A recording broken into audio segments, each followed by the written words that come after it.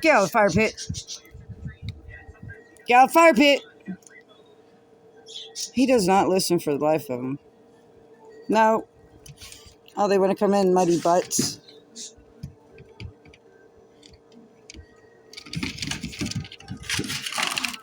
I was wondering what that noise was I kept hearing. I cleaned the fire pit out and put regular wood in there, so he should be okay.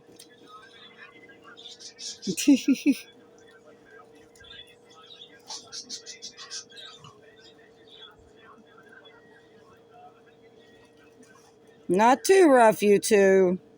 Of course, I keep the door closed and I don't pay attention normally whenever they're in here. So why am I even doing that? Oh boy. They're really muddy. It's been raining. It's Ohio. It's bipolar. At least you can wash my rug. Alright, I'm shutting this fucking damn door. I moved around the plants. This one I didn't touch. That one back there. There was that big bulk of plants right here that I just got in. Well, I had to make sure it was going to live before I took it apart. So, there's one, there's two, and there's three. And then, the Java fern. But I moved them around. And yeah, I got hundreds and hundreds of fry and probably millions of snails.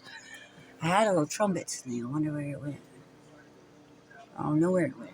I have no clue. It was heading up. That don't help me. Yeah, I love this little thing. It went from being really droopy and nasty to it's finally perking up. Faith in heaven, being good baby.